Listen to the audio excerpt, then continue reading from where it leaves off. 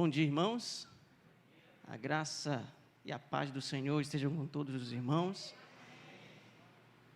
Quero externar novamente a minha alegria de estar com vocês, mais uma vez. Tivemos ontem dois momentos, de reflexão, e hoje mais um. É um privilégio para mim estar com vocês, rever alguns irmãos, Também até pedir oração pelo nosso irmão Hugo, que é um grande amigo meu, que faz parte dessa igreja.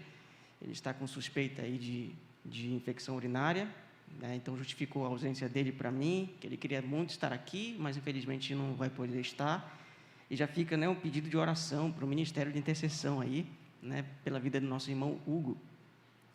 Fico muito feliz de estar com vocês, mais uma vez, desculpem o atraso, de vez em quando o Fusca aí prega umas peças na gente, e aumenta a nossa fé, faz-nos orar também, mas esse é um tempo passageiro aí, que graças a Deus foi algo que o Senhor nos permitiu ter, para podermos aí encaminhar essa questão do transporte na família.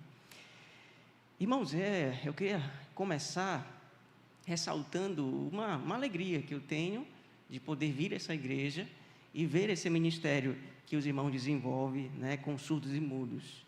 Eu sou muito feliz, porque é uma das poucas igrejas que tem investido na pregação do Evangelho através dessa linguagem.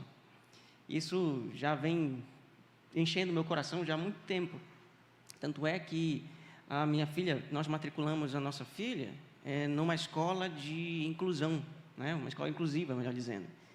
E uma das nossos desejos com isso é fazer com que ela avance no aprendizado da linguagem de surdos e mudos, para que ela possa pregar o Evangelho junto comigo.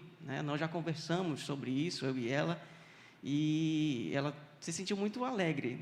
De noite, se Deus quiser, ela vem conosco. Infelizmente, elas não podem estar nesses dias. Nós estamos recebendo em casa a visita de uma amiga da minha esposa, que veio do Pará, vai passar só esse final de semana, e aí ela está dando um pouco mais atenção para eles nesses dias aí. Mas é um ministério que nós queremos desenvolver no nosso próximo ministério. O meu ministério na Igreja Presbiteriana Monte Moriá, aqui na Estrada da Maioba, ele encerra ali no final de novembro. E no início de janeiro, eu estarei desenvolvendo uma plantação de uma igreja no bairro do Olho d'Água, como congregação da Igreja do Calhau, a Igreja Presbiteriana do Calhau. Então, eu peço desde já a oração para os irmãos, e um dos ministérios que eu desejo, eu oro a Deus para desenvolver, é o ministério com os surdos e mudos, Nós temos a capacitação para as igrejas que queiram implantar o ministério. Esse ministério tem 35 anos. Amém. Já tem implantado em várias igrejas. Pronto. Será a próxima, com certeza. Amém, amém. Louvado seja o nome do Senhor por isso, Inclusive, a minha próxima fala seria, com certeza, minha filha deve passear por aqui uns dias e pedir orientação para os irmãos aí que já tem um bom desenvolvimento nessa área. Então, louvo a Deus por isso, de o Senhor nos permitir atingir também pessoas como vocês, que não podem nos ouvir, mas podem se comunicar e receber a palavra do Senhor. Isso é maravilhoso mesmo. É mesmo, que legal, que bom. Amém, amém, com certeza.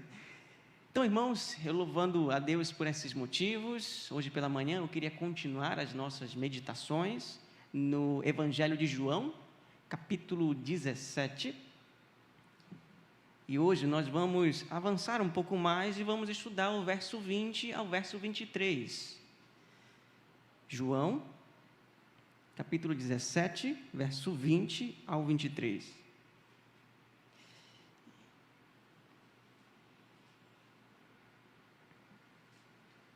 Eu vou ler aqui a minha versão e os irmãos podem acompanhar a leitura. João 17, do verso 20 ao verso 23. Diz assim a palavra do Senhor: Não rogo somente por estes, mas também por aqueles que vierem a crer em mim, por intermédio de sua palavra, a fim de que todos sejam um, e como és tu, ó Pai, em mim e eu em ti, também sejam eles em nós, para que o mundo creia que tu me enviaste. Eu lhes tenho transmitido a glória que me tens dado, para que sejam um como nós o somos, eu neles e tu em mim, a fim de que sejam aperfeiçoados na unidade, para que o mundo conheça que tu me enviastes e os amaste, como também amaste a mim. Vamos orar mais uma vez. Senhor, mais uma vez, numa manhã especial de domingo, a Tua palavra está aberta diante de nós.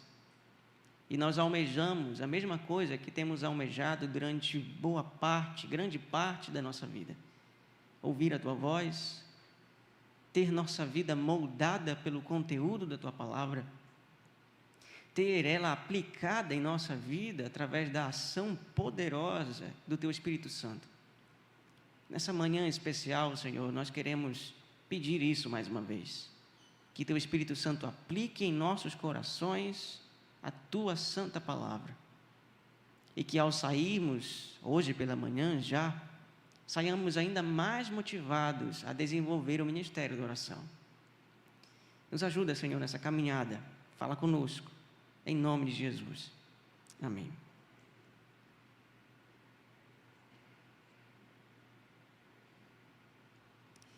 Passeando ali pelo centro, ali pela Praça Deodoro, minha esposa e eu nos deparamos com uma situação um pouco que diferente. Nós encontramos algumas mulheres paradas na rua, convidando outras pessoas que passavam por ali a fazer uma pausa na viagem, no trânsito das compras. E elas pediam, a gente não conseguia ouvir muito bem o que elas diziam, mas de certa forma elas pediam para olhar a mão das pessoas. Eu não sei se isso é recente em São Luís, mas eu creio que sim. É o que nós chamamos de ciganos, mais conhecidos, como ciganos.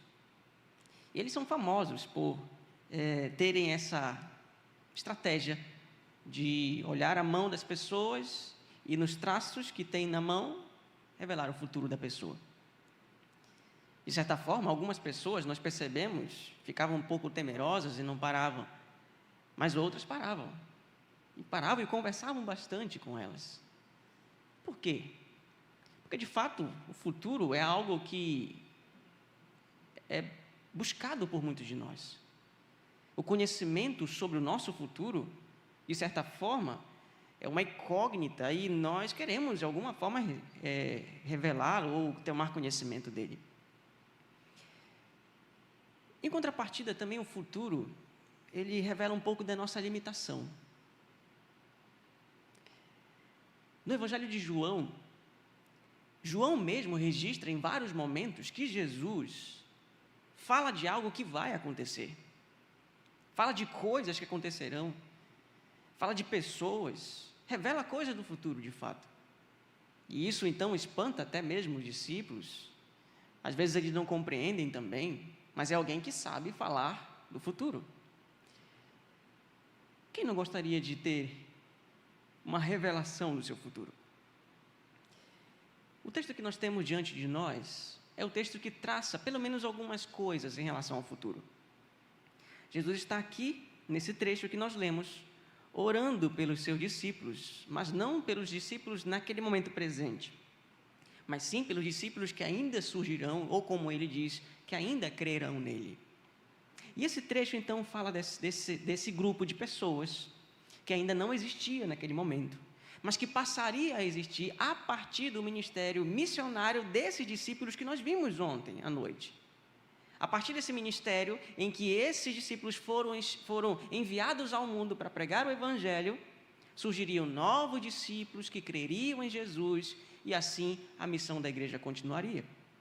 Então Jesus, nesse trecho, está atendendo, digamos, a necessidade de pessoas que ainda vão existir. Ele está intercedendo por pessoas que ainda nem nasceram. Muitos somos nós, todas as pessoas que vieram seguir a Cristo, crer em Cristo, depois do ministério dos 12 discípulos, estamos incluídos nessa oração. Então, se podemos tomar um pouco da nossa atenção para algo importante sobre o nosso futuro, aqui está diante de nós algo especial e que devemos ter a nossa atenção voltada por alguns minutos. Então, o que nós vemos aqui é que Jesus está orando por algo que ele já fez anteriormente. Se você não veio no sábado pela manhã, eu mostrei que Jesus estava orando, pedindo ao Pai que restituísse sua glória, e isso estava determinado antes da fundação do mundo, tinha um horário estabelecido para isso. Em outras palavras, Jesus estava orando por algo que o Pai já tinha dito que iria acontecer. Deus estabeleceu na eternidade que iria glorificar o seu Filho. E Jesus está aqui, prestes a ser morto e depois ressuscitado, orando para que isso aconteça. Aqui nós vemos a mesma coisa. Jesus tem a certeza de que discípulos surgirão. Ele diz, eu oro por aqueles que ainda crerão. Ele sabe que isso vai acontecer. Mas mesmo assim, isso não é um desestímulo à sua oração por essas pessoas. Ele sabe que assim como estes que nós vimos no sábado ontem à noite, serão protegidos, guardados, santificados por Deus, mas isso não é um desestímulo à oração de Jesus. E aqui então nós vemos a certeza da ação soberana de Deus em algo que deve estimular a nossa oração. Está estimulando Jesus a orar pelos discípulos que ainda virão. E se você não pôde estar presente nas nossas meditações anteriores, essa é uma das vantagens da mídia social, em que você depois pode olhar os vídeos, assistir a pregação e entender um pouco mais do que nós falamos nas nossas 2 meditações anteriores. Eu convido você a fazer isso. Isso é uma das coisas boas da mídia social. Está registrado lá, né? Eu vou morrer e esse registro ficará, né, para as próximas gerações. Por hoje eu queria estudar com vocês então essa oração de Jesus, que ele faz pelos discípulos que ainda surgirão. Por isso eu dei o tema da mensagem de hoje, Jesus ora por seus futuros discípulos. E eu também queria fazer isso hoje pela manhã em 3 momentos. Ele ora por seus futuros discípulos que vierem a crer nele, para que sejam unidos e para a evangelização do mundo. 3 propósitos aí. Ele ora por essas pessoas que crerão. Ele ora para que essas pessoas que crerão também sejam unidas, igual na nossa meditação anterior. E também ora para que essas pessoas sejam um instrumento de evangelização ao mundo. Então, eu queria pensar com vocês nesses 3 momentos, e eu costumo sempre fazer assim. Eu vou explicando algumas coisas e vou tirando algumas aplicações para a nossa vida. Por isso, eu convido você a olhar para a sua Bíblia e acompanhar a leitura e a explicação de algumas coisas importantes para nós. No verso 20, Jesus diz: não rogo somente por estes, mas também por aqueles que vierem a crer em mim. Quem são essas pessoas? Jesus está dizendo, então, que há um distintivo também entre essas pessoas que ainda surgiriam e o restante do mundo. Ele não está orando por todos, ele está orando por essas pessoas que ainda crerão nele.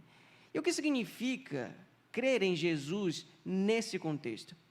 Nós precisamos entender o significado de lá, do que significava lá, para podermos aplicar o sentido para os nossos dias. A palavra usada por Jesus para fazer referência a crer é a palavra pisteuo, que significa acreditar, ter confiança, fé. Não muito diferente da nossa época. Se você perguntar para alguém hoje, você crê em Jesus? Ele vai dizer, creio. E o que é crer? Ele vai dizer, é confiar. E o que é confiar? É ter fé.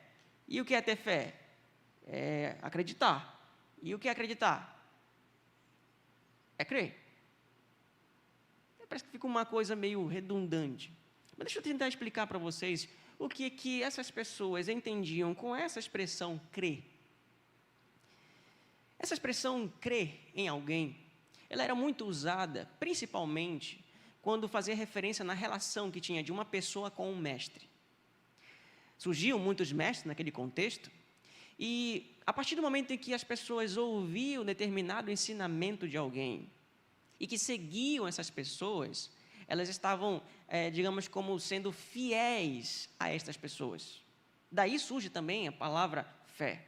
Tem a mesma origem, fidelidade a alguém e fé em alguém tem o mesmo sentido aí. Tem a mesma raiz. Então, naquele contexto, crer em alguém era conduzir sua vida de acordo com o ensinamento dessa pessoa. E isso traçava, então, uma relação de fidelidade entre mestre e aprendiz. O que nós vemos aqui, e é a nossa primeira lição de hoje, ao refletirmos sobre o significado dessa palavra crer, é que aqueles pelos quais Jesus intercede são aqueles que creem nele de duas formas. E nós já vimos isso destacado na nossa primeira meditação. Ele é Deus igual ao Pai. Isso parece tanto simples. Jesus é Deus igual ao Pai. Nós cristãos sabemos disso, não é verdade? Mas se nós refletirmos um pouco mais sobre o significado, as implicações dessa verdade, nós pararemos um pouco mais, então, para perceber o que acontece no nosso redor. Veja, em nossa cultura brasileira, há pessoas que são identificadas como evangélicas, mas que não aceitam a verdade de que Jesus é eterno como Deus Pai. Há pessoas que aceitam e respeitam o ensinamento de Jesus e têm ele em autoestima como se fosse um grande profeta, mas não como Deus. Há pessoas que são chamadas de evangélicas por muitas outras pessoas, mas que olham para Jesus como alguém que não é Deus em si, mas é a primeira criação de Deus, a partir da qual todas as outras coisas vieram a ser criadas. Por isso, entender o que significa crer em Jesus, naquele contexto, é crucial para que saibamos se de fato somos discípulos de Cristo, se é por nós que Ele está orando nesse momento. Todas as pessoas que creem que Jesus foi somente um grande profeta, semelhante a tantos outros, que surgiu na história, então tais pessoas precisam saber que são, infelizmente, ao invés de crentes, são incrédulas. E, infelizmente, irmãos, nós temos uma confusão inusitada, grandiosa, sobre a pessoa de Jesus. Algumas pessoas olham para Jesus e não olham para Ele como Deus. Olham para Ele como uma simples pessoa que veio do Pai para mostrar o caminho que pudessem retornar ao Pai. Algumas pessoas dizem que Jesus serviu de exemplo para nós. De fato, serviu de exemplo. Mas se Ele tivesse vindo só para servir de exemplo, então nós estaríamos perdidos. Deus se fez carne e Ele se fez carne por uma razão. Nós não conseguiríamos ter acesso a Deus sem que esse Deus tivesse vindo entre nós e morrido em nosso lugar. Somente um Deus santo poderia dar vida a pecadores condenados. E se não entendemos essa verdade, por mais que afirmemos que cremos em Jesus, não cremos de fato. Teve uma série de sermões que eu preguei na minha igreja há 2 anos atrás, no Evangelho de Marcos. E o título era O Cristo que Poucos Conhecem. Porque é exatamente isso que está na nossa sociedade. Pessoas estão abrindo placas em igrejas, se chamando de evangélicos, mas não estão pregando o Cristo do Evangelho.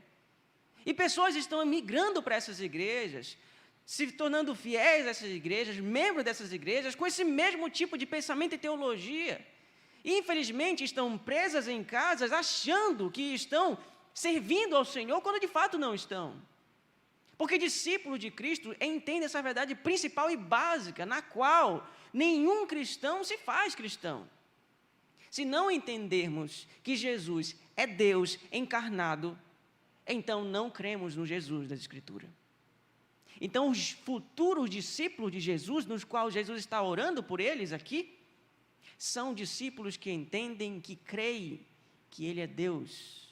Assim como os discípulos, quando viram Ele acalmar a tempestade, ficaram atônitos: quem é esse que até o vento e o mar obedecem? A resposta é óbvia. Somente Deus pode acalmar o vento e o mar. E esse é o Jesus que nós cremos. Amém? É a Ele que servimos. É Ele que entrou em nossa vida. Nós somos seus discípulos porque cremos nisso. Continuando um pouco mais, se você olhar essa expressão crer em Jesus, no próprio capítulo 17, você vai encontrar também que Jesus já fez uma afirmativa sobre si mesmo. Nesse capítulo 17, lá nos primeiros versos da nossa meditação no sábado pela manhã, nós vimos que além de Jesus afirmar ser igual ao Pai, ele também afirma ser o enviado do Pai, ou, em outras palavras, como nós usamos, o Messias. Olha o verso 3. E a vida eterna é esta, que conheçam a Ti, o único Deus verdadeiro, e a Jesus Cristo. Às vezes a gente fala o nome de Jesus e a gente pensa, né? Quem é Jesus? Está falando de quem? Qual Jesus? É Jesus Cristo. Parece que Cristo se tornou o sobrenome de Jesus para nós, não é verdade? Mas não, naquele contexto a palavra Cristo implicaria num adjetivo, numa classificação, um tipo de pessoa. Cristo fazia referência então ao Messias, o rei que enviado por Deus iria governar a vida do povo.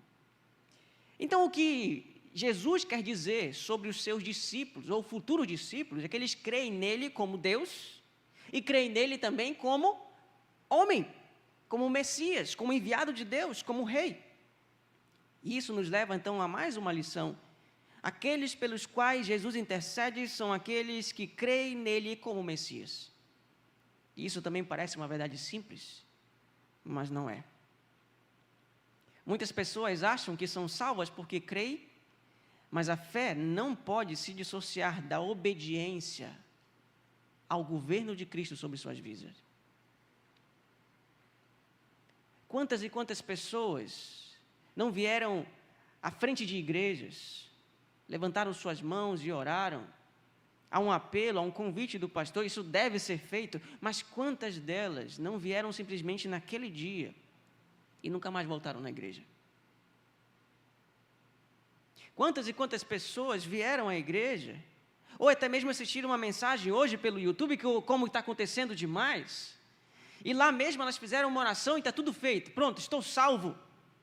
E de fato, todo salvo, verdadeiramente, ele faz essa confissão.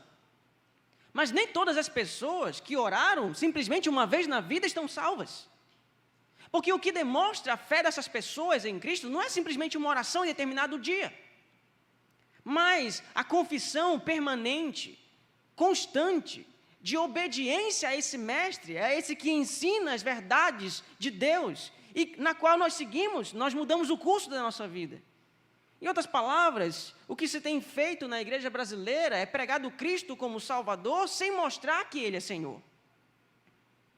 E quantas pessoas não entendem as duas naturezas, os dois ofícios, as duas partes da mesma pessoa que é Cristo Jesus, e creem somente numa parte, então não creram no Jesus da Escritura. Elas estão enganando a si mesmas, achando que são as pessoas pelas quais Jesus está orando e não são. Daí a necessidade de nós passarmos um momento refletindo sobre o real significado dessas coisas. Porque muitas pessoas estão presas, afirmando serem cristãos, mas quando de fato nunca conheceram a graça de Deus e nunca receberam o Cristo que se revelou nessas palavras. Outras pessoas se dizem cristãs porque vão frequentemente à igreja, mas ainda não conhecem a Cristo. A frequência de uma igreja nunca foi a garantia de vida cristã. Em contrapartida, todo verdadeiro crente vai à igreja. Todo cristão verdadeiro faz parte de uma igreja local, mas nem todas as pessoas que escrevem seus nomes na igreja local são cristãs. E isso deve então chamar a nossa atenção, irmãos, porque o fato de estarmos sentados nesses bancos, vindo aos domingos, dando o nosso dízimo, cantando, pode ser que essas coisas, ao invés de serem provas de que conhecemos a Cristo, talvez sejam usadas para nos mostrar a necessidade que temos dele. Há pessoas que vêm à igreja procurando satisfazer as suas vontades e não para obedecer ao Senhor. É isso que a igreja brasileira tem feito. A mídia social, os coaches, a teologia da prosperidade, os pregadores da prosperidade têm feito isso com a igreja evangélica. Outro dia eu estava fazendo uma simulação para tentar comprar um apartamento. Agora você vê, né? Se eu vestido assim, tudo bonitinho, já é difícil alguém acreditar que eu tenho pelo menos uma renda. Agora imagina só, eu estava passando aqui na Coab, aqui perto da Fribal, da Coab, e aí tinha um quiosque ali de simulação, eu estava só de bermuda, né, e uma camiseta, e aí eu resolvi entrar com a minha esposa, e quando eu resolvi entrar com a esposa, eu comecei a conversar lá com o corretor muito alegre, né, atendendo a gente, perguntou para mim, qual era a sua profissão? E eu não gosto de falar que eu sou pastor, de primeiro, não gosto. Não porque eu tenha vergonha, não é isso, mas é porque eu sei da reação das pessoas. Aí eu disse, eu sou autônomo. Aí ele olhou, tá bom. Conversou, você faz o quê? Eu sou pastor. Teve uma reação grande, né? Meio que desacreditando. E aí, é mesmo, você é pastor? Sou sim. Tá bom. Fez lá a simulação dele. Eu vou levar no gerente aqui rapidinho, só para finalizar aí a simulação e tal, imprimir o negócio. Tá bom. Ele foi. Eu vi lá de trás, o gerente atrás do computador. Aí ele foi, conversou lá com o gerente um pouquinho. Aí o gerente só fez assim, né? Estava lá o computador assim. Eu entendi tudo. Ele voltou. Quando ele voltou, começou a conversar de novo, ele perguntou, mas tu é pastor mesmo? Aí eu disse, sou. Eu sei que não parece, mas sou. E eu perguntei, por quê? Por que ele não estava acreditando que eu era pastor? Ele disse, não, porque pastor, para mim, é uma pessoa que vive de terno e gravata, com relógio de ouro, uma pasta preta e um carro do ano. Estamos ruins, né? Estamos ruins. Mas esse é o conceito que foi impregnado em evangélicos e em não evangélicos sobre pastores da prosperidade. Pessoas, infelizmente, estão sendo pegas pelo evangelho da prosperidade e achando que, ao virem para a igreja, Deus lhe dará tudo. E elas dizem, eu creio em Jesus, e quando Deus não dá isso para elas, o que elas desejam, a casa, o carro, o que é que elas fazem? Elas abandonam a igreja. Mas se você perguntar para elas se elas são evangélicas, elas vão dizer o quê? Sim, nós somos. Esse é o ponto, irmãos. A igreja evangélica, infelizmente, tem um nome de evangélico, mas de evangelho não tem quase nada. Porque não prega Jesus como aquele que veio governar a vida das pessoas. Prega Jesus como aquele que vai satisfazer todos os seus desejos. É esse Jesus que está sendo pregado na igreja evangélica, infelizmente. E pessoas estão sendo enganadas, achando que são discípulas dele, e quando de fato, a única coisa que elas querem não é obedecê-lo, não é ter fé nele, não é crer nele, e sim que ele faça o que elas querem. O evangelho foi trocado, irmãos. Naquela época, um rei governava seus súditos. E esse é o papel do Messias, o governo soberano de Deus, através de um homem enviado por Deus, Rei dos reis, Senhor dos senhores, para governo da vida dos seus súditos, dos seus discípulos, e não para que estivesse satisfazendo todos os seus desejos. E nós, quando oramos, a maioria das vezes, nós não oramos para que, Senhor, me ajuda a obedecer a tua vontade. Nós oramos dizendo, Senhor, realiza a minha vontade. E esse é o problema. As nossas orações estão impregnadas com a teologia da prosperidade, que olham para Jesus não como Messias, mas olham para Jesus como aquele servo humilde que tem que fazer aquilo que nós pedimos. Mas todos os discípulos de Cristo, de fato, aqueles pelos quais Jesus está orando nesse texto, são pessoas que creem nele como súditos dele e não como senhores dele. E como é que essas pessoas vieram a crer em Jesus assim? Ele diz isso no restante do verso. Porém, por intermédio da sua palavra. É o que ele diz. No verso 20, ele fala que ele está orando pelos seus discípulos, esses que vierem a crer nele, e esses que vêm a crer nele por um meio, através da sua palavra. Aprendemos aqui uma outra lição importantíssima para nós. O discípulo de Jesus crê nele através da palavra, da pregação do seu evangelho. Eis uma grande lição para os nossos dias. Vivemos dias na igreja brasileira onde trocamos a pregação da Escritura por uma grande quantidade de músicas espirituais. O emocionalismo tem substituído a pregação saudável da Escritura. Para muitos cristãos, pregação é o que emociona e não o que os faz enxergar a mensagem bíblica. Muitas delas confundem emoção com pregação. Se a mensagem fez você se emocionar, fez você chorar, fez você sorrir, veio de Deus.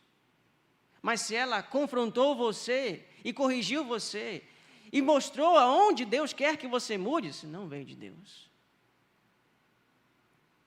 Vivemos numa época em que a pregação da palavra tem sido substituída por testemunhos pessoais.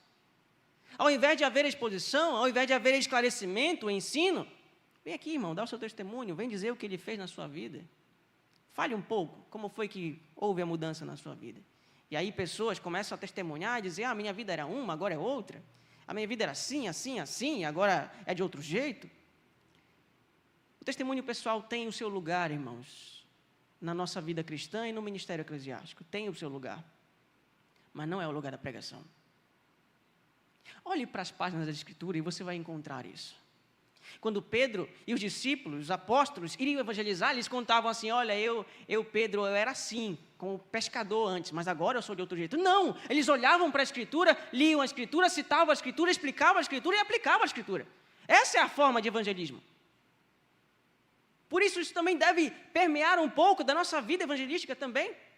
Porque quando chegamos para conversar com pessoas, nós não sabemos falar nada da Escritura e por isso nós falamos de nós.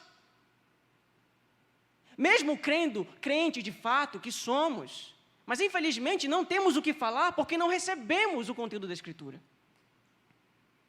E aí o que se cria, a consequência disso é que as pessoas entendem que o Evangelho é isso. E que Jesus vai fazer na vida delas a mesma coisa que ela fez com a sua. Jesus restaurou no meu casamento, então Ele vai restaurar o seu. Pode ser que sim, e pode ser que não. Jesus, depois que eu entrei para o Evangelho, Deus me abençoou e me deu condição financeira boa. E Jesus vai fazer isso por você. Pode ser que sim, e pode ser que não. Porque Ele nunca prometeu essas coisas para ninguém. Ele prometeu somente uma coisa, que no mundo nós teríamos aflições, mas nós deveríamos ter bom ânimo, porque Ele venceu o mundo, e Ele estaria conosco todos os dias até a consumação dos séculos. Essa é a promessa dEle, em qualquer lugar, em qualquer circunstância, diante de qualquer problema, Ele estaria do nosso lado, e foi isso que Ele prometeu. Outro dia eu fui visitar uma irmã que faleceu há poucos dias na minha igreja. E a primeira vez que eu fui visitar ela já estava com uma enfermidade bem complexa.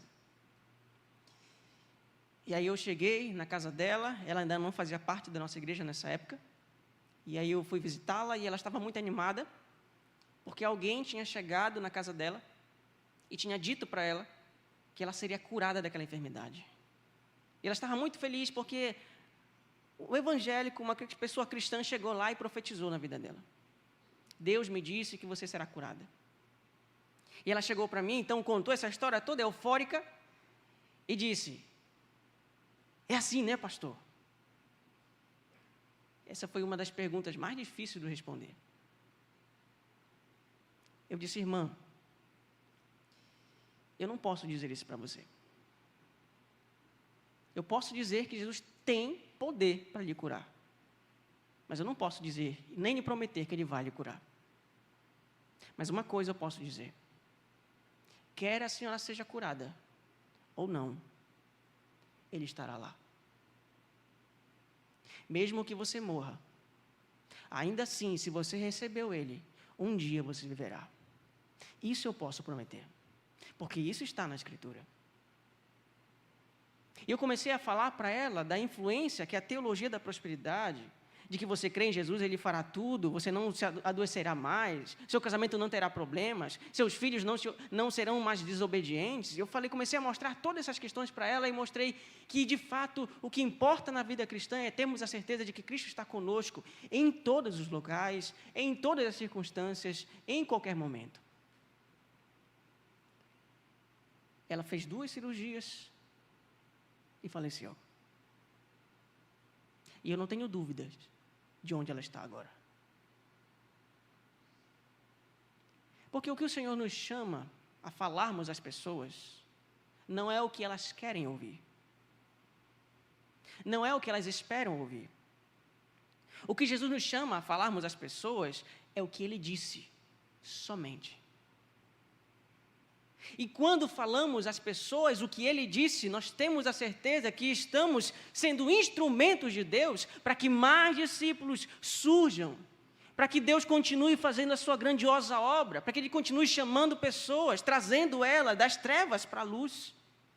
Quando nós pregamos, então nós estamos dizendo, nós cremos no poder da palavra e não no nosso testemunho, não na nossa argumentação. Nós cremos no poder da palavra porque somente ela pode transformar pessoas pecadoras, inimigas de Deus, em amigas de Deus. Todos os discípulos de Cristo que vieram de fato, de verdade, a se tornarem discípulos, foram pessoas que tiveram contato com a Escritura e não com uma revelação, com um sonho subjetivo e esporádico. Pode ser que Deus tenha falado em sonho com alguém, mas Ele não converteu pessoas através de sonhos. Ele converte pessoas através da pregação da palavra. Isso nós lemos em 1 Coríntios capítulo 1, verso 21, onde Paulo diz, aprove a Deus salvar os que creem pela loucura da pregação. Por isso nós precisamos orar pela palavra e pregar somente a palavra. Mais discípulos surgirão. E como em Atos, a mesma coisa acontecerá conosco. Com o passar do tempo, Deus vai adicionando cada um dos que iam sendo salvos. Amém? A segunda parte dessa meditação está no verso 21, parte A, e verso 22 e 23, parte A. Olha o verso 21, diz assim, a fim de que todos sejam um. Ora, se você perdeu o fio da meada aí, deixa eu recapitular com você. Jesus está orando por aqueles que ainda crerão, e esses que ainda crerão, crerão através da palavra. E esses que crerão através da palavra, crerão com um propósito, tem uma finalidade, a fim de que todos sejam um. Como tu és, ó Pai, em mim e eu em ti, também sejam eles em nós. Então, o alvo da intercessão de Jesus é a união entre eles, esses discípulos, a união deles, entre eles, e a união deles com Deus e com Cristo. De certa forma, a união entre os cristãos é um vislumbre da união de Deus Pai com Deus Filho. E isso nos leva, então, a mais uma lição. O propósito da oração de Jesus é a unidade da igreja e essa relação que há entre os irmãos. A unidade da igreja se revela nesse desenvolver de relacionamentos. Eles estão juntos, eles estão em comunhão. E essa comunhão que eles têm, fundamentada na unidade de Deus, revela essa unidade. Mas, infelizmente, há muitas pessoas que pensam que podem viver a vida cristã longe da igreja. Um dia eu fui visitar um pai de um dos membros de uma das igrejas que eu pastoreei. E ele estava lá, sentado, na sua cadeira de balanço, em frente à televisão, ligada num canal evangélico, passando a mão no cachorrinho dele, com a sua Bíblia aberta. Até então, tudo bem?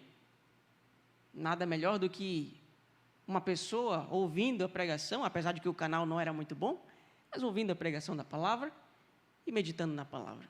Quando ele me viu, ele já sabia que eu era pastor, ele me viu, ele começou a dizer assim, pastor, que bom que você está aqui. Que bom, fico feliz em recebê-lo. Olha, pastor, faz muito tempo que eu não vou na igreja, eu sei disso, mas eu estou aqui em casa. Eu estou aqui assistindo a pregação na televisão, eu estou fazendo minhas orações, faço minha devocional tudo certinho, todos os dias, oro todos os dias, e estou bem assim, graças a Deus estou bem. Desenvolvendo um pouco mais a conversa com ele, eu soube, por ele mesmo, que ele não ia mais na igreja porque ele estava decepcionado com a liderança da igreja, numa decisão que a liderança tomou. E aí, decepcionado com a igreja, se machucou com alguém, teve uma discussão, não sei muito bem os detalhes da história, mas ele não quis voltar mais na igreja. E nem ir em igreja nenhuma. E o que ele me disse foi o seguinte: pastor, a igreja só tem gente problemática. E é verdade, por isso que eu estou nela. Não é? E ele disse: então, para não pecar mais, eu resolvi ficar em casa. Falo com Deus, ouço a pregação, desenvolvo aqui o meu ministério de intercessão pelos irmãos, mas eu prefiro ficar em casa. E muita gente que está no YouTube, infelizmente, talvez tenha esse tipo de pensamento. Não estou me referindo àqueles que estão impedidos de vir. Mas cá entre nós, se você chegasse para um cristão asiático e dissesse para ele que ele corre risco de morrer se ele for para a igreja, aonde você acha que ele estaria no domingo seguinte?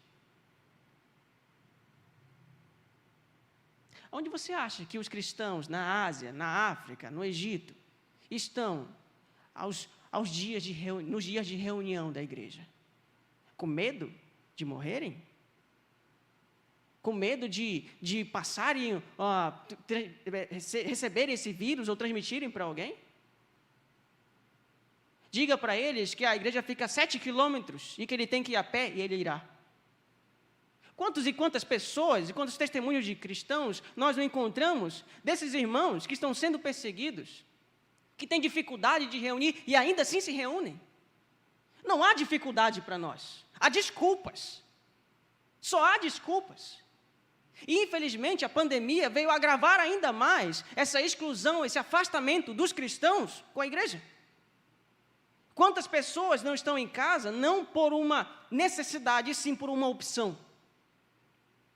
Tais pessoas talvez estejam pensando como esse irmão que eu acabei de falar para vocês. É melhor desenvolver a vida cristã aqui em casa tranquilamente sozinho. Mas Deus não chama pessoas para serem inseridas na família dele, para ficarem isoladas. Deus chama seu povo e cada um deles para viverem unidos e em comunhão.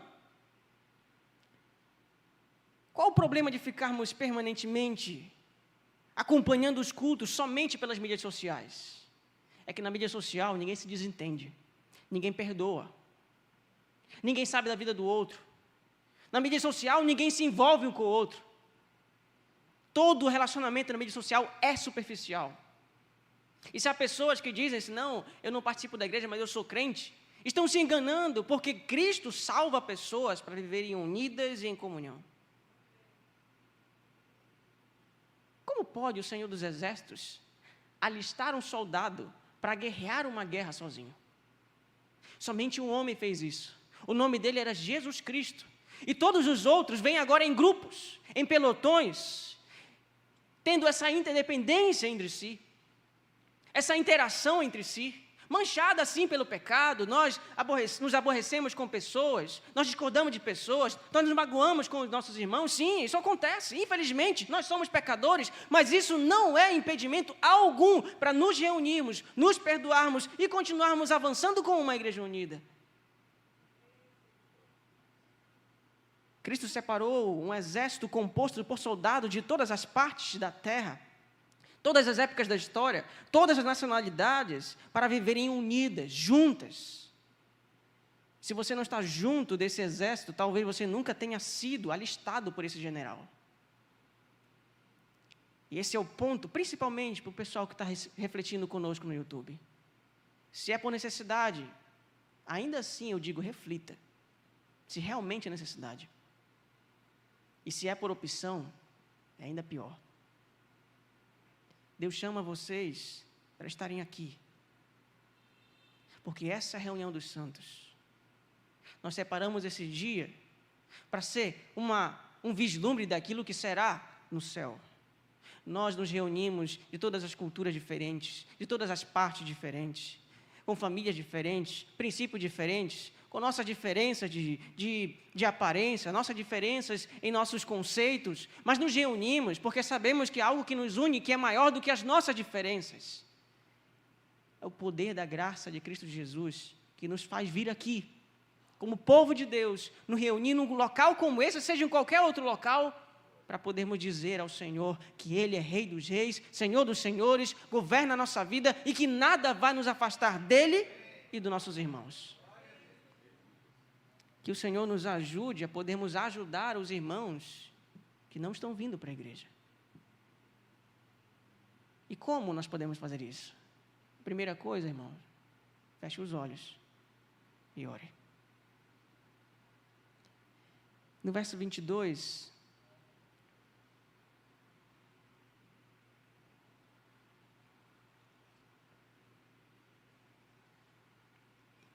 diz assim: eu lhes tenho transmitido a glória que me tens dado, para que sejam um, como nós somos, eu neles e tu em mim. No final do verso 23, ele ainda fala algo bem similar a isso. Ele diz lá no finalzinho do verso 23, a fim de que sejam aperfeiçoados na unidade. Vimos anteriormente que Jesus chama seus discípulos que iriam crer nele para serem unidos, para estarem juntos. Mas agora, principalmente no verso 23, no finalzinho, ele enfatiza que essa unidade precisa de um aperfeiçoamento. Por quê? Porque, de fato, nós somos pecadores. E à medida em que nós estamos nos relacionando com pessoas, haverá atritos. E nesses atritos, então, Deus vai aperfeiçoando a nossa unidade. E isso nos leva, então, a mais uma lição importante. O propósito da oração de Jesus é a unidade da igreja em um só propósito. É um crescimento, é um desenvolvimento da unidade. E muitos de nós estamos dentro da igreja, participando, às vezes, das atividades em conjunto, das convivências de comunhão, mas ainda assim vivendo de maneira egoísta, egocêntrica e pensando só em nós mesmos. Nesse caso, existe uma música de uma banda chamada Fruto Sagrado, com o título A Volta dos que Não Foram. Meio paradoxal, até dá um parafuso na nossa cabeça. A volta dos que não foram. Bom, é uma banda de rock, é um rock pesado, evangélico, mas tem um trecho que me chama muita atenção. Ele diz assim: pior do que estar perdido longe de casa é estar perdido dentro da própria casa. Também filosófico aí, né? Difícil. Mas, infelizmente, muitas pessoas estão dentro da igreja, estão vivendo como se estivessem longe dela. Muitas vezes nós participamos de ministérios da igreja não para contribuir com o desenvolvimento da obra de Cristo, mas para nos destacarmos naquilo que fazemos. Perdemos o foco da unidade. Precisamos de aperfeiçoamento. Outras vezes nós realizamos boas obras dentro da igreja, mas não com a esperança de beneficiar os nossos irmãos, e sim muitas vezes beneficiar a nós mesmos. Às vezes discordamos de alguma questão envolvendo alguma decisão na igreja, não porque esperamos que nossos irmãos sejam beneficiados, mas porque queremos que a nossa opinião seja aceita. Perdemos o foco da unidade da igreja. Você vive assim? Suas intenções ao desenvolver alguma atividade na igreja são com o objetivo de promover a unidade da igreja ou promover a si mesmo? Se é para promover a si mesmo, então você precisa de aperfeiçoamento. Não basta estar junto. Você precisa ter um mesmo propósito. Quando nós nos reunimos na igreja e não temos o propósito de glorificar a Deus e beneficiar os irmãos, perdemos o foco. Precisamos da ação soberana do nosso Senhor, corrigindo as arestas, para que possamos caminhar juntos, nos entender. Irmãos, nós somos tão pecadores, mas tão pecadores, que nós usamos meios santos de forma pecaminosa. Deixa eu tentar ilustrar isso para vocês. É possível que eu esteja aqui pregando o Evangelho, não com o desejo de vocês estarem crescendo na vida cristã, mas sim com o desejo de me promover como um bom pregador. É possível que muitos de nós cantemos, toquemos, não porque queremos glorificar o nome do Senhor, mas porque nós queremos ser glorificados. É possível que nós façamos coisas importantes, imprescindíveis, santas, com motivações pecaminosas. É possível que nós possamos dar o nosso dízimo, ainda assim, com motivações pecaminosas, onde não temos o coração grato, e sim queremos que Deus nos dê coisas a mais. É possível que nós nos reunamos e façamos coisas, atividades na igreja, e sempre buscando as coisas para a gente. É possível pregar, cantar, orar. Até mesmo as reuniões de oração podem, algumas vezes, revelar a necessidade que temos de aperfeiçoamento. Porque às vezes nós estamos orando e quando oramos queremos ser vistos pelas pessoas como pessoas espirituais. E não porque queremos falar com Deus e interceder pela vida dos nossos irmãos. Precisamos de aperfeiçoamento. Há resquícios do pecado em nós. Há princípios errados. Há conceitos errados que precisam de aperfeiçoamento. Isso só se dá mediante o ministério da oração também. Muitas vezes, irmãos, estamos juntos, mas não unidos. Em dias de comunhão, mas com objetivos que não são em comum. Agindo conjuntamente, mas buscando o interesse pessoal. Muitos de nós estamos dentro de casa como se estivéssemos perdidos dentro da própria casa. É assim que muitos de nós estamos. E uma das razões pelas quais nós estamos assim é a falta, a carência, a necessidade de aperfeiçoamento. E ela se dá mediante o ministério da oração também. Lembremos, irmãos, fomos chamados para sermos unidos. Nosso Senhor ora por isso, espera por isso, intercede por isso. Então busquemos a unidade começando por nossas orações e sejamos aperfeiçoados na unidade tendo o mesmo propósito em tudo que fizermos. Buscando a edificação, o crescimento de nossos irmãos e a glorificação do Senhor, e nisso, através disso, nós somos aperfeiçoados. A nossa oração deve ser essa.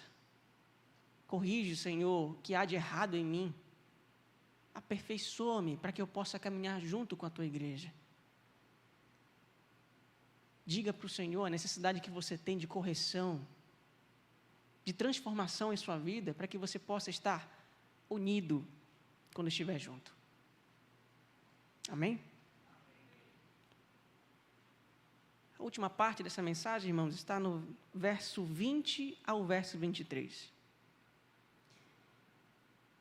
Verso 21 e verso 23, nós vemos aí que Jesus está intercedendo pelos seus futuros discípulos com um propósito, para que o mundo seja evangelizado, para que o mundo conheça verdade sobre ele, para que o mundo creia.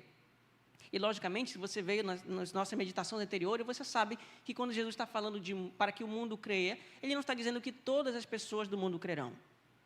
Ele está dizendo que várias partes, várias pessoas espalhadas pelo mundo chegarão a crer através da pregação do Evangelho, e se elas vierem a crer, é porque Deus as separou antes da fundação do mundo para isso. Mas elas vêm a crer através do ministério da pregação da igreja. E esse ministério se dá através da união, através da unidade. No verso 21, se você ler, o verso 21 diz, então, a fim de que todos sejam um, como tu és, ó Pai, em mim e eu em ti, também sejam eles em nós, para que o mundo creia que tu me enviaste. Então tem um propósito, além da unidade da igreja, a unidade da igreja também tem um alvo, o alvo é evangelístico. Quando nós vemos, por exemplo, no final do verso 23, ele repete isso, ele diz, para que o mundo conheça que tu me enviastes e os amaste, como também amastes a mim. Em outras palavras, irmãos, a unidade da igreja está intimamente ligada com a sua obra missionária. Precisamos ser um, para que possamos pregar. Uma igreja dividida, irmãos, será um dos maiores empecilhos para a evangelização do mundo. Uma igreja dividida será um dos piores testemunhos para o seu bairro. Uma igreja desunida provoca risos em Satanás. Ele gosta de ver quando nós estamos desunidos. Uma igreja desunida, irmãos, coloca obstáculos no avanço do Evangelho, ela causa barreiras na obra missionária. Uma igreja sem unidade é um mau testemunho para toda a sociedade. Nenhum de seus vizinhos deseja fazer parte dela porque ele vê os irmãos brigando entre si. Visitantes não se sentem bem nela porque veem os irmãos brigando entre si. Uma igreja desunida perdeu seu foco missionário. Por mais que ela fale em missões, ainda assim ela será desunida. Sua obra missionária não terá eficácia. Estagnou no tempo, interrompeu o crescimento saudável do Evangelho. Sem unidade não há missão, sem unidade não há trabalho, sem unidade o povo de Deus esquece do propósito para o qual existe. Nosso Senhor Jesus veio ao mundo para que fôssemos um. E Ele ensinou a pessoas, expulsou demônios, venceu as tentações do diabo, perdoou pecadores, ressuscitou mortos, foi espancado, cuspido, ridicularizado, crucificado, morto, ressuscitado, para que fôssemos um. Como nós poderíamos viver divididos diante de tamanho sacrifício? Cristo pagou o preço, sua vida foi derramada, Ele morreu por nós, para que nós fôssemos um. E por que vivemos desunidos? Diante desse entendimento dessa verdade, nossas inimizades devem ser exterminadas, irmãos. Mágoas devem ser esquecidas. Nossa ira deve ser lenta. Nossas barreiras denominacionais devem ser demolidas. Por que interceder diante do Pai a nosso favor? Para que todos nós sejamos unidos, é o que Jesus faz. Paulo mesmo já disse em Efésios capítulo 4, verso 3, o verso 6, esforçando-vos diligentemente por preservar a unidade do Espírito no vínculo da paz. Há somente um corpo e um Espírito, como também fostes chamados numa só esperança da vossa vocação. Há um só Senhor, uma só fé, um só batismo, um só Deus e Pai de todos, o qual é sobre todos, age por meio de todos e está em todos. Sem unidade não há evangelismo eficaz. Por isso nós precisamos orar. Se queremos ser uma igreja missionária, não dá para ser uma igreja missionária sendo uma igreja dividida. E uma igreja dividida é uma igreja sem oração. Por último, irmãos, eu queria encerrar com mais essa lição, que ela pode ser encontrada em todo o trecho que meditamos hoje. Do verso 20 ao verso 23, a lição que eu percebo aqui é um entrelace, que traz uma verdade importante. Jesus ora para que sejam um, para pregar o Evangelho. Em outras palavras, o ministério da oração está intimamente ligado também com o ministério da evangelização do mundo. Uma igreja que não ora é uma igreja fraca na obra missionária. Ela pode até distribuir milhares de folhetos durante o ano, ela pode realizar grandes conferências evangelísticas durante o ano, ela pode ter um enorme ministério de missões, bem estruturado e organizado, ela pode enviar e sustentar missionários no campo, ela pode fazer marchas ou carreatas para Jesus, mas somente se ela for uma igreja de oração, então ela será uma igreja missionária. Se tal igreja não ora, então os olhos dela foram fechados para o Evangelho, foram fechados para missões. Ela não está sendo uma igreja missionária. Uma igreja missionária entende que a pregação sem a oração não pode proclamar o Evangelho, não pode espalhar o Evangelho. Será um simples som. Ela pode ter um enorme ministério bem estruturado, mas ainda assim não será uma igreja missionária. Ela ora por sustento missionário, ela intercede pelos missionários, ela ora por conversões. Uma igreja missionária está o tempo inteiro desenvolvendo o ministério de oração para a pregação do Evangelho. Uma igreja missionária possui membros que oram por missões em suas casas, sozinhos, com suas esposas, com seus esposos, com seus filhos. Uma igreja missionária é uma igreja que se reúne nos cultos de oração para orar por isso. É uma igreja que nos cultos de domingo também separa um momento para orar por isso. Uma igreja missionária é uma igreja que ora. Sempre será a obra missionária realizada de acordo com o ministério da oração.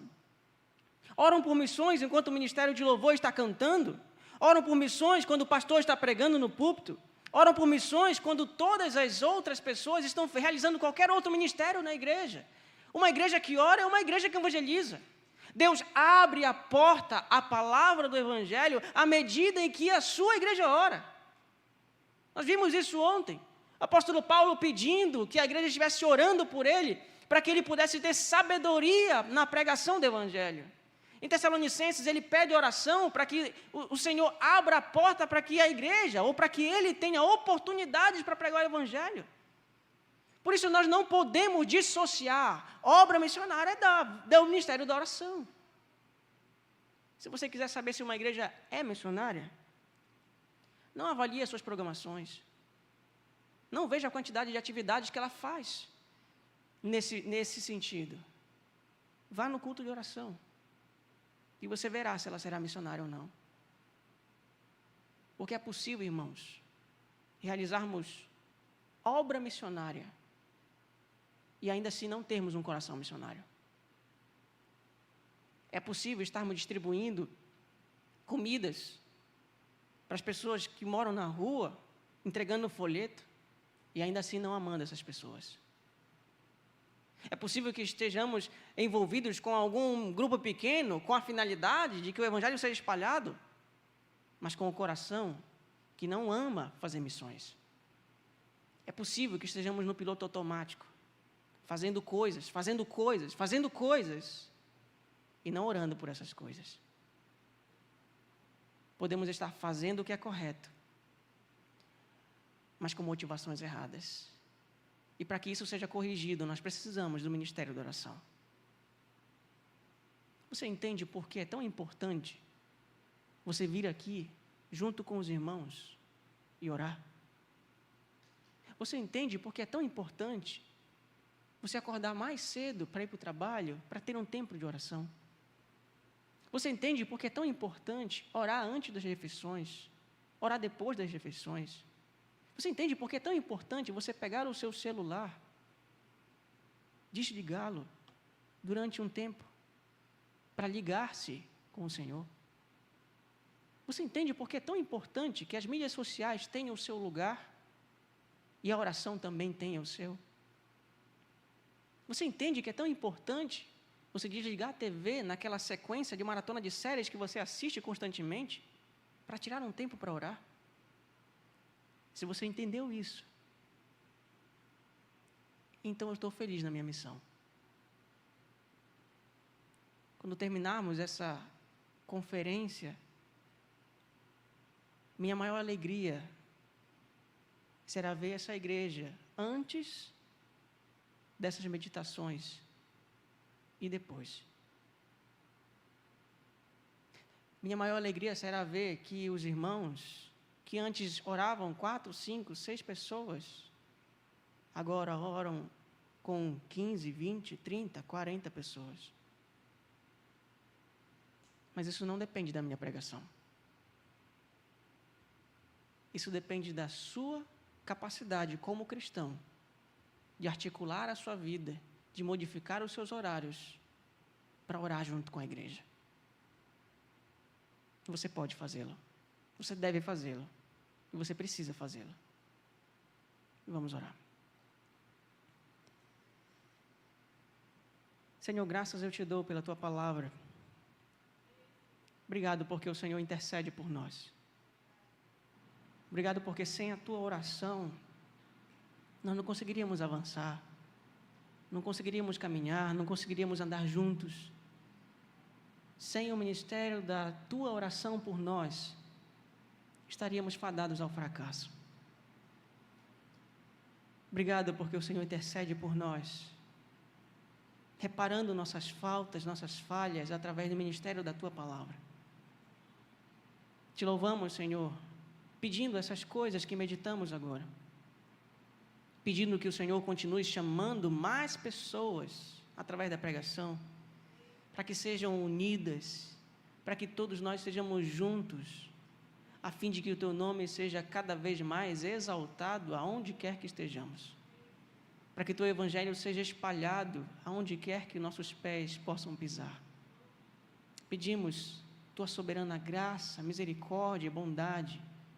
Pedimos que o Senhor faça isso em nossa vida, a fim de que Teu nome seja glorificado, a fim de que mais pessoas Te conheçam, a fim de que todos nós sejamos instrumentos da salvação de pessoas que continuem dando glórias ao Teu nome, salvando ainda mais pessoas, para que o Teu nome continue sendo glorificado.